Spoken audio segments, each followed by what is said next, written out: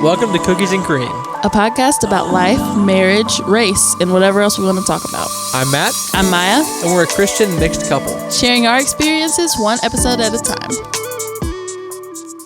Yo, yo, yo. What it do, what it do, what it do. Hey, what it do, what it do, what it do. Hey. We just got back from your first fantasy football draft. Yes, it was very fun. It was awesome. I thoroughly enjoyed it. You did a really good job. Thank you. You actually did great. I think you I really bothered did. you a lot, but I warned you about that when you asked if I wanted to do it. So. Yeah. I also had to scramble a little bit. I wasn't prepared for just like how many players I thought were going to be available that weren't. But you know what I did get? I got Lamar Jackson and Josh Allen on the same fantasy team.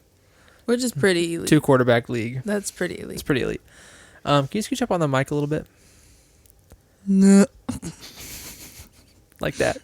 But yeah, what did you think of your first fantasy football draft? I thought it was fun. We did it with friends, so that was fun. Like at their house. And they made us dinner, so even more fun. It's a win just because of that. Yeah, but I thought it was really fun. It's a little bit stressful. It was a little stressful. Yeah, but I think it's really, I enjoyed it. I was proud of myself for the couple of picks I had that I was You were throwing out some legitimate football takes in there. You really were.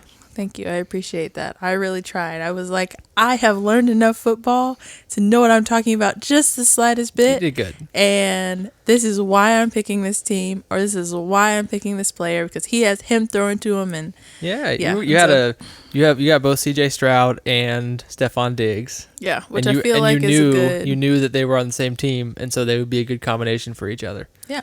So I'm excited. Yeah, you did good. And then I don't remember who my other quarterback was. Was it Brock Purdy? Yeah, Brock Purdy.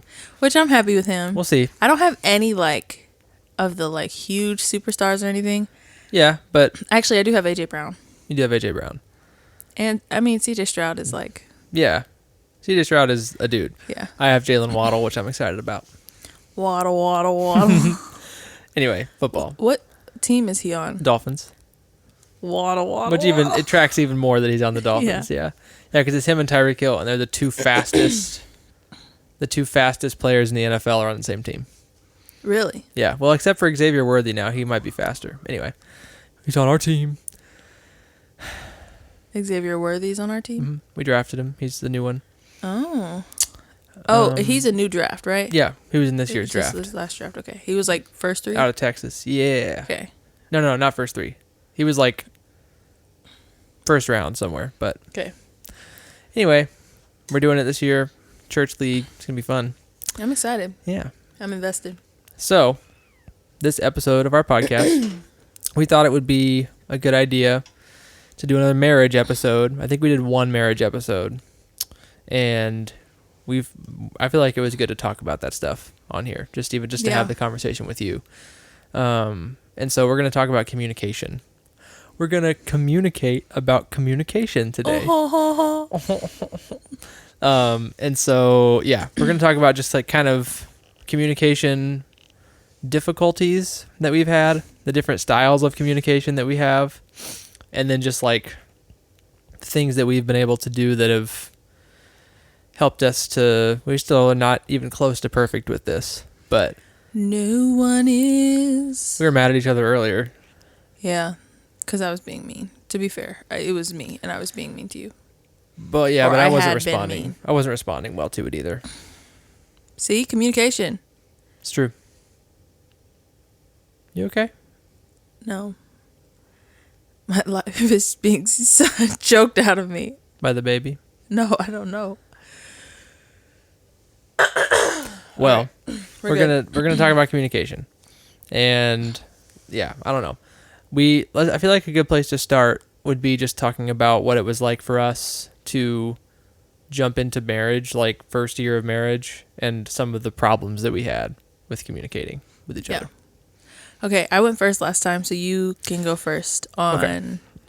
I guess you start with... Should you start with your side, or you start with the opposite? Because I don't really have much for you. I'll start with me. Okay. And then we'll figure it out. So going into being married, in our dating relationship already, and just my personality, I have just a hard time with control. It's like a thing. I have control issues, pride issues, whatever, that just make me kind of be the worst sometimes and like try to just get what I want in situations and impose what I want on you without any say so. And even though you're telling me repeatedly, like, no, like kind of like recording a podcast tonight. I didn't tell you no. I just did the thing where I'm like a little reluctant, but you know what it means is if you just give me a little boost, then I'll do it. Yeah, that's true. But anyway, so like first year of marriage, that played itself out and like you were struggling a lot emotionally right after we got married. You were just having a hard time adjusting to married life. We were living in my hometown. You had never lived anywhere except Kansas City and also a big city. Mm-hmm. And so you were just like in a bad place. And I was very insistent that like I wanted you to just sort of like turn into immediately like, I don't know. I was like my relationship with the church that I grew up in there, I was the pastor's kid. And so I almost was imposing like a pastor's wife expectation thing on you where it was like, I wanted you to be super involved in church and I wanted you to be like the social butterfly and I wanted you to do all this stuff. I wanted you to want to go over to my parents' house every single day, all these things. And you were telling me, hey, I'm not there. I don't want that. I'm not in a place where I desire any of that stuff. I'm just trying to survive every day. And I just kind of ignored it, I think. I think I was just like, no, I don't accept that. I'm still going to just try to make you be what I want you to be or do what I want you to do, which was not cool. And it hurt you a lot and it made you feel worse. I think that's what I would say about me. Would you agree with that? Mm-hmm. Yeah. I would. And also because of that gave me a severe lack of empathy too. Mm. Like I was just like not in tune with how you were doing. I was just like, no, you only exist to do what I want you to do. And that was just super unloving of me. Yeah. My turn? Your turn. Okay. Ew. I hope that came through. I think it did. Your stomach just turned inside out. Actually, you did that last episode. I did do a little throat gargle. Where it happens before you feel it. Yes, and then it just comes out when you open your mouth to talk. Yep. Anyway, go ahead. So for me, when we got married, I was petty is a good word to just like encompass all of it. I was a terrible communicator in the sense that I didn't. I didn't communicate. I was really bad at expressing my emotions or what I was thinking rationally. So it was either I'm already really angry and frustrated and upset, and it did not take me long to get there. Like I just experienced extremes really quickly, or I don't know what the opposite of that is. I kind of lost my train of thought, but No, yeah, pregnancy brain. But yeah, that was pretty much me. I think that like fleshed itself out in like the silent treatment a lot, kind of blowing up at you. I wouldn't say blowing up. It wasn't like I was screaming at you or anything. I wasn't yelling. No. But just like, I don't know. It was just kind of like a Coke bottle shaking. Pause. Shaking up, and yeah, it just kind of would blow, and I would be very unkind very quickly, and it was kind of like I was very flip-floppy, and so I think it was hard for you to ever feel safe or like you had any consistency in life because you were walking on eggshells, hoping that I didn't either have a major swing to sobbing and so upset or so angry anytime anything went wrong, and it would be things that just did not call for that. Like didn't call for these huge emotions, but we didn't know how to talk to each other. So, like, the most common marriage fight thing that people bring up is the dishwasher, which I don't think was specifically one for us, but like something as small as whether you did or didn't load the dishwasher or how you loaded it would be this huge thing I'm so mad at you for, and it's been festering in my heart for hours while you're at work, and you get home and I won't talk to you. Yeah. And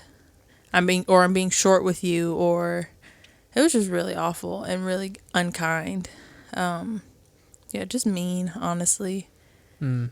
Yeah, we both kind of were just mean to each other. Like, yeah.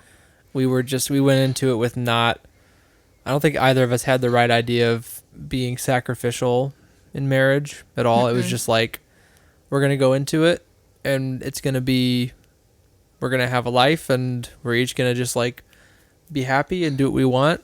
And the other one's going to be there and it's going to be great.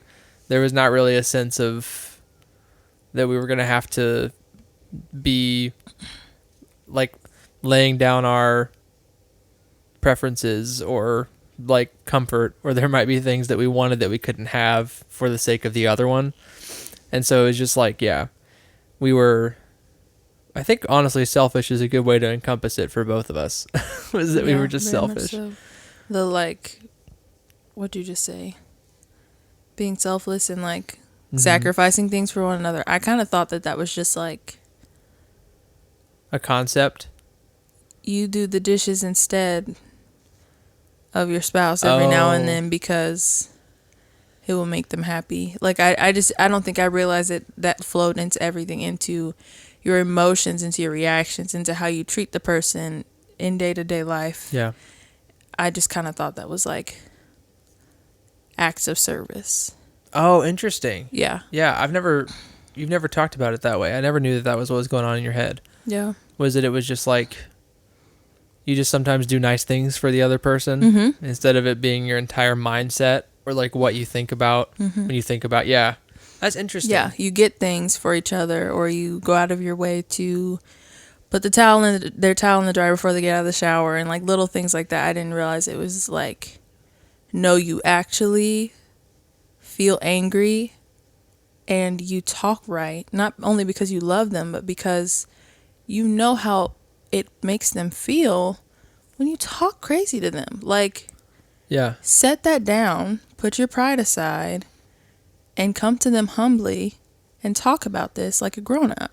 I didn't realize that at all. Even so, like the idea of it all kind of, selfishness is a good word to encompass it all, but it's also sort of like just being ruled by your own emotions and desires rather than being ruled by like a spirit of humble and sacrificial love for your spouse, I guess, because it's like that's the thing that I think we've started to get to the point where we're able to do it more. I think you could correct me if I'm wrong, but I feel like lately our communication in times where we're really frustrated with each other has been like, the Lord's helped us to be able to say, like you've said to me so many times, I'm really frustrated with you right now. I'm angry, but I want you to know that I love you and I want to talk to you, and it matters more to me that you know I love you than whatever the anger that I'm feeling about this situation. I almost feel like we now communicate better in moments like that than regular moments. Yeah, where emotions aren't high. Like, I feel like we've put so much work into not have those be these awful toxic moments where like everything lies in the balance and we go to bed crying. Like, I feel like we put so much work into that now we're just like trying to figure out everyday communication, which I wouldn't say our communication is bad now at all. It's not. We're just tired. Yeah. I think that's... Yeah. Like, I would say overall, like, our average is pretty good. Yeah. But there can be huge dips from, I don't know, different factors like tiredness or... tiredness. A day where we're overstimulated, or, you know. Ezra just, like, being a lot going on and being overwhelmed with how many things we have going on. But yeah, we can jump to that. We can talk about now. Let's just talk about like communicating, not like terrible examples of how bad we've done at it, and just like what it looks like for us to stay in touch with each other and communicate about normal things. Like, because that honestly is, in my mind, harder than like conflict resolution. You know, communicating well when you're having a conflict. Usually with a conflict, that's all you're thinking about. You know, like you're just sort of like wrapped up in it, and it's hard to even think about anything else until the conflict is resolved. But whenever you have other stuff going on and it's a regular day in your life, and you're like, there's this stuff that needs to be communicated, but it just like takes a back burner because you just like have work, you have other stuff you're trying to do. And so it's like a conversation that you need to have, but then you put it off for 3 days on accident without trying to, because you just have other things in your head. That's where we're still having a really hard time, I think, is like being able to prioritize communication almost. Yeah, like it's important that we communicate about the regular stuff in life so that we're on the same page. We don't. That's not how we are. No, we're really bad at that. Yeah, like just I forgot to tell you 2 days ago, my mom called me and said that they're doing this thing and they want to know if we can come. Like stuff like that. That's just, you need to know it. I've even told them I'll tell Maya, but then it just drops out of my brain. And so, yeah, I don't know.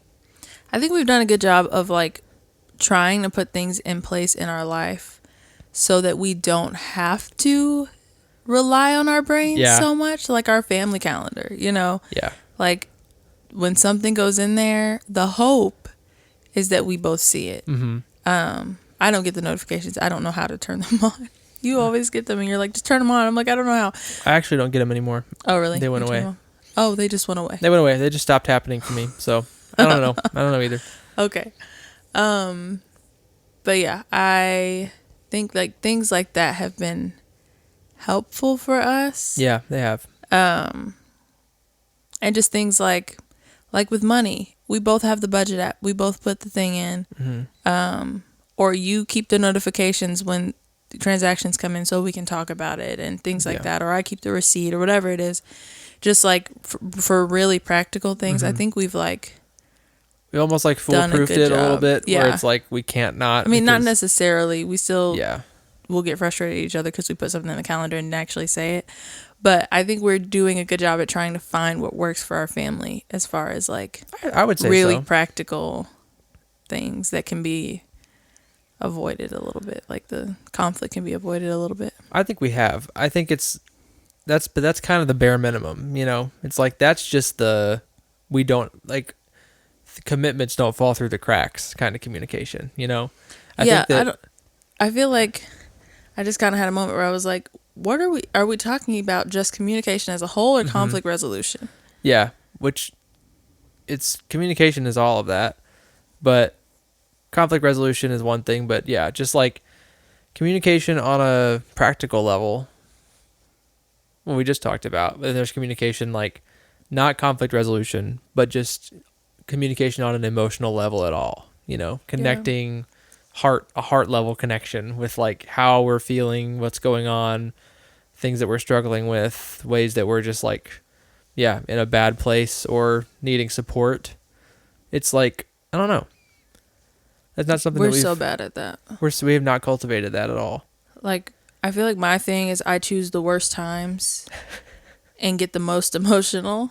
I'm like sobbing and I'm like, it's been a really hard week. And you're like, I'm working. I'm so sorry. Or it's 11:45 at night. I'm trying to go to sleep. I feel like at least once a week we stay up till like 12:30 in the dark, just laying there trying to actually communicate with each other. That's the other thing. We also just get on our phones a lot. That's a problem. Like that when we get a free moment, we just kind of like watch reels, either individually or together. A lot of the time we spend time together watching reels or doing whatever on our phone because it's mindless. But then it's like that we know that we need communication, but then at the end of that, we just do that and then also communicate anyway, but then it's just too late. It's like, so then we're even more emotional and we're even more like, we could have done it an hour ago. Even less level-headed. Yeah. And so something that we have to work on is definitely just the everyday, like having those conversations consistently throughout our life so they don't pile up, and then we just end up having to have them at the worst times, or like when we can't wait any longer to have them, practically, or the emotional things that, like, I'm terrible at that. I'm terrible at communicating to you what my emotional state is at any given time. I feel like that's because you don't know. Like, I feel That's like true. you're kind of like, if I take the time to sit down with you and kind of draw it out and ask you questions and probe a little bit, then you kind of get there and you're like, oh, I guess I am feeling that way. out. Yeah.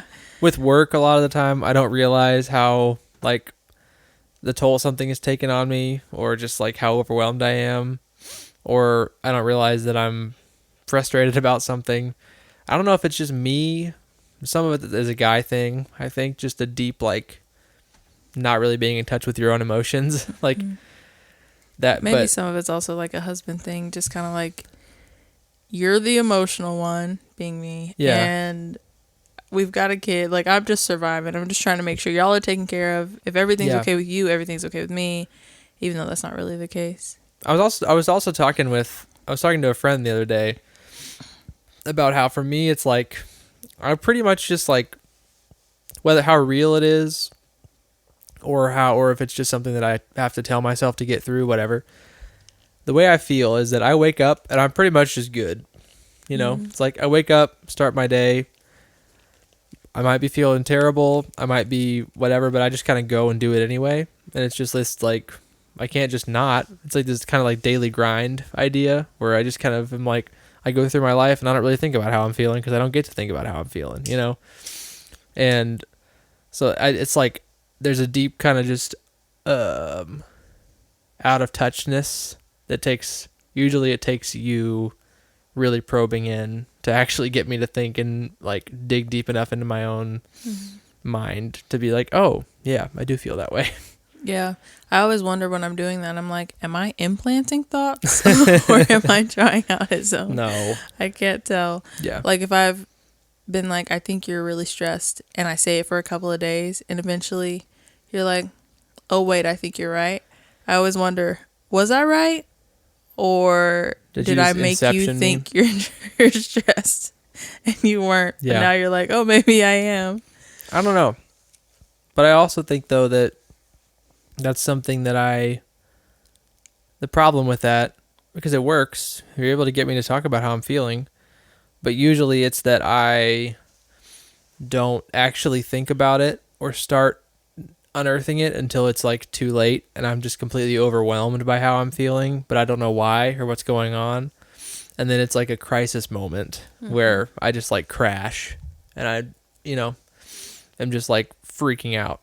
And so I don't know. How do I do that? How do I, like, communicate with you and just sort of, like, in the moment be like, that thing that just happened right now made me feel this way? I think you've gotten much better at doing that. Like, when we got married or even a year in, you never did that. And now you're able to come to me and say, I didn't like how you said that, or that actually hurt my feelings, or I think I need to go take a moment. I'm overwhelmed. Yeah. And it's not like you do that all the time. Like, sometimes I'm the one that has to be like, hey, you're overstimulated. Go upstairs, you know? Yeah. But I think it happens much more than you think it happens. Okay. Yeah. But I don't know how you do it more. How do you do it? You just feel it? Is that just your default? I just feel everything very strongly. I am very aware of how I'm feeling. Like, at least that I'm feeling something. I might not be able to differentiate always what it is. I might just have, like, a blanket sad, and then I eventually get through the emotions and sift through them, and I'm like, oh, okay, I'm not actually sad. I'm really, like, kind of angry and disappointed and whatever else it is. But I think they're at the forefront. I'm a very emotional person. And so, yeah, I know to you it probably seems like I feel everything a little stronger than I do because I cry all the time. But it's just because every emotion makes me cry. Like, everything is not always as awful as it probably seems. It's just like, oh, I'm sad today. But you come in and I'm crying. You're like, what is wrong? And Yeah. I'm like, just sad today. You're like, oh no. And I'm like, I mean, it'll be okay, but I'm crying. And so it seems like this terrible thing. But yeah, I don't know.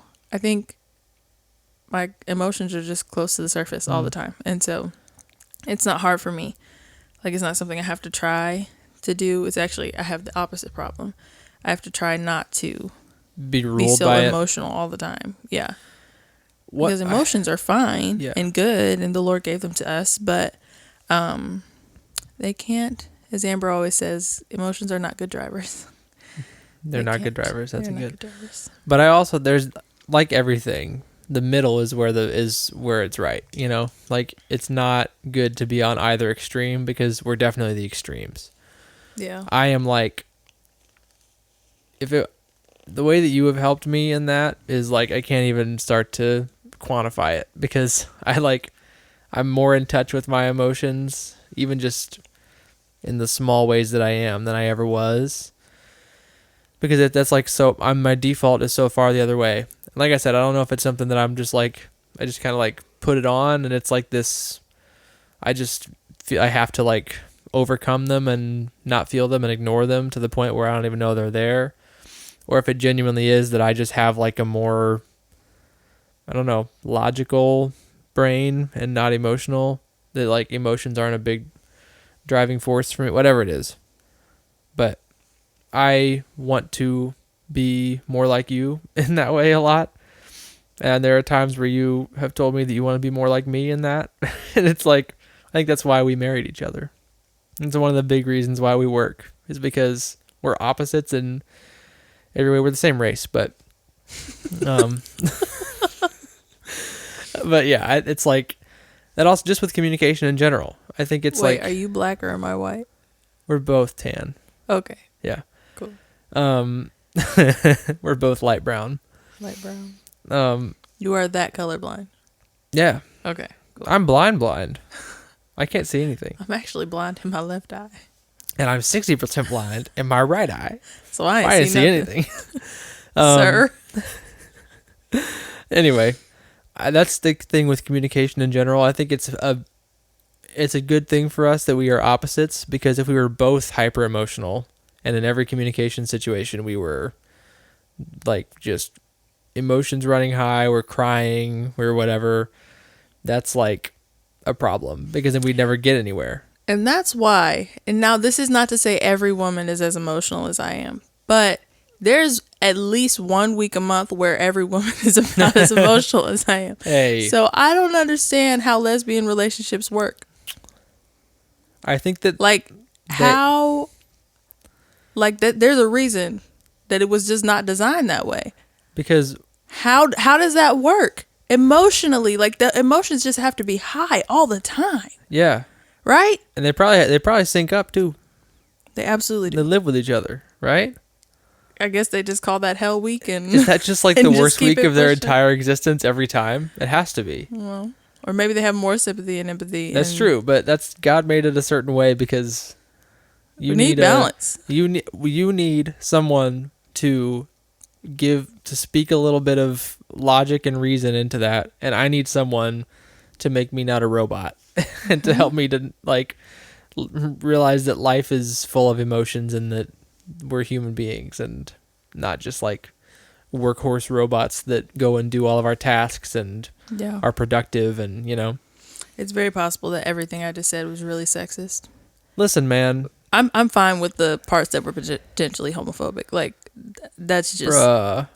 I'm okay with it because I wouldn't call myself homophobic, no. But I obviously don't agree with that lifestyle. I just don't I don't think that anything I said was homophobic, but how are they describing that word now? How are they defining it, you know? LGBTQIA anyone that just doesn't agree. 69. It's just anybody that doesn't agree. Yeah, no, that's true. Anyway. Yeah. I'm homophobic because I'm not a fan of homelessness. That's what I thought you were going to just say I'm afraid.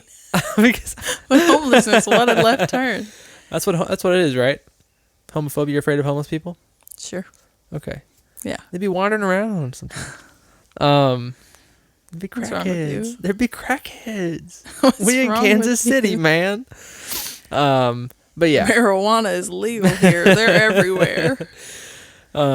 Anyway, that's just like, I don't know. We're working through communication, but I think that the thing that we've found more than anything, you could say like quality time together or like really connecting with each other emotionally would help that. But I think the most practical thing that's helped us in getting better is just like intentionality with making communication a thing that we put intentional effort into in our relationship, and not just like it's something that happens when it happens.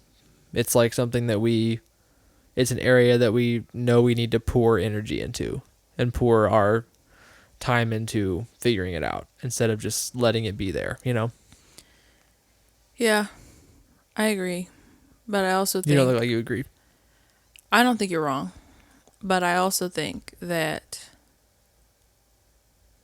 the times where we have been the best at communication and we feel like we're just kind of breezing through life and we're doing good and we're in sync and whatever else are the times we're both in our word. That's very true. Like, the better we're both doing spiritually, the more that we like easily communicate with one another. The closer we are to the Lord, the closer we are to each other. The triangle, man. Closer you get to God. Triangle. It works. That's the annoying thing. It works. That dang triangle. The closer you get to God, the closer you get to each other. Look at that. Look at that. That was My dad will be very happy to see that on the podcast. Daniel I don't Felder. think he listens to our podcast, but if you listen, Daniel, let us know. That was the illustration he used when we were talking about me marrying his daughter. Anyway, we are still working on it. by the way, side note, if we ever get famous, when we get famous, which isn't the goal, but if we ever get famous, this will be the episode that is our demise. That one little segment. When I run for president, being homophobic. When I run for president in 2060, they're gonna be like, "There's a podcast where they talked about gay people in a negative light." If anyone's gay out there, hit us up. Let us know. We just like to be informed, you know. We do some demographic research. Yeah. We've been married for 4 years now, almost. Almost. We're a month away from 4 years. A month? It's almost September. October 3rd is our anniversary. Oh my gosh, it's been 3 months away for the past probably 3 months, so.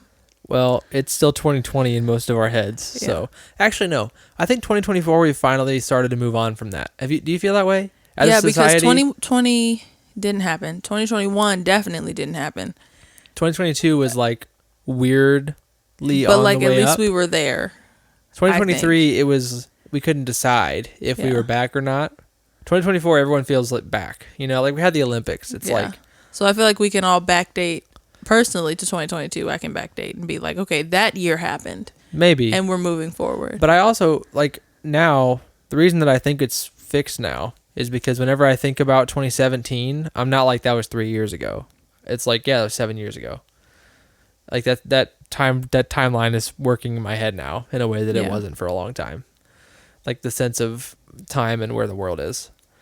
I feel like that 2017 being 7 years ago makes more sense to me though than 2020 being 4 years ago. COVID was 4 years ago, 4.5 years ago. That's crazy. We're about to be 5 years from when COVID started. That's insane. It's so weird. From the It's first weird state for of us. emergency. It's weird for us because for us, COVID aligned with when we were making like all of the life changes and like getting married and stuff. And so we've been like right around the time of COVID was when I was doing a lot of moving. We were like transitioning, going to college, moving around, leaving college because of COVID, getting married. And so it's like, because we've been married. Engaged 2 months in. Yeah, we got engaged in May, so like 2 or 3 months into COVID.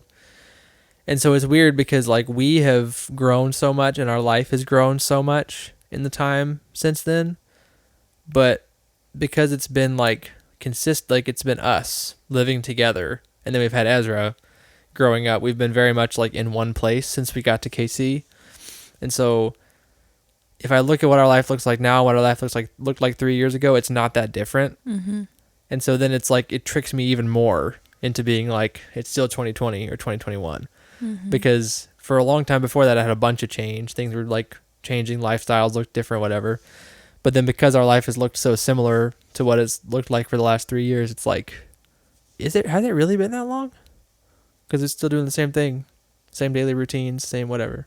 Yeah, I think our only saving grace in that is the fact that Ezra is actually growing a lot. And then we're not in a time loop. Yeah. Yeah, he's like Like 2.5 years old now. If kids didn't grow so quickly, maybe it would be a little bit harder. But we're like, well, yeah, a year ago he had been walking for 6 months. We've celebrated 2 birthdays, and yeah. But we're coming back. The world's coming back. World's back, maybe. 8 months, whatever. Yeah. Anyway. Is this a boring episode? Maybe. Perhaps. Are we going to put it up anyway? Yes. If you can't tell, we're very tired. We're very tired. It's late. What time is it? It's not that late. It's not even 10, is it? It is 10:21. Oh, no. I thought it was 9:50. It is 10:21. It is 10:21. We didn't start recording until 9:30. It's 10:21 post-mortem. Is that what it stands for? No. I just made that up. Oh. I was like, I'm racking my brain. I'm like, that's got to be wrong. But let me ask just in case. Oh, you trust me so much. You were like, he probably knows. You usually do. That's the thing. You know something that we don't give me credit for? What a sentence. Something that I don't get credit for within our marriage is that I'm as good at BSing things as you are. I just am not as good as passing them off as if I really know it. I don't think you're good at BSing things. I think I blindly trust you. But I can joke about things that are so obvious. Maybe you do just blindly trust me. I don't know. I just blindly trust you. You're like, good, sounds good. I'm like, okay, we'll go with that. And you're like, why would you believe that? And I'm like, why wouldn't I? What reason do I have not to believe it? Whereas I will make something seem true. That's the thing, is that I don't have to be as convincing as you have to be. So you're right. You do blindly trust me because I can say something that makes no sense and you just don't think about it because you're like, yeah, sounds good. And I'm like, no, that was a joke. Obviously we wouldn't do that. But for you, I'm so skeptical and I'm so logical and I overthink everything. Yeah. And you can still say things that make me think you know what you're talking about. And then you're like, I just made that up. Yeah. It makes me so mad when you do that. It makes me so mad because you send me. Funny. You just like make up like you're like, tomorrow's the autumnal equinox. I'm like, oh really? And you're like, yeah, August 30th. And I'm like, man, I didn't know that. And you're like, I don't know what an autumn.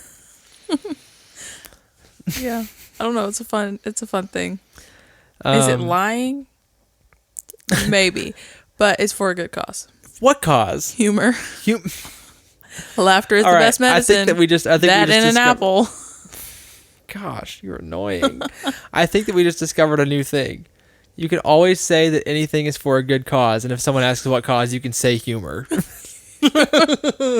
the meme. # bring back bullying. We need to bring it back for humor. I heard someone say one time, going back to the medicine thing, that, or maybe it was just like a joke or something. It's really specific already. Shh. Patience, young Padawan. Grasshopper. There's a lot of them. Just keep talking. For the love of... Just keep saying your thing. The apple a day keeps the doctor away thing is just because you can throw it at the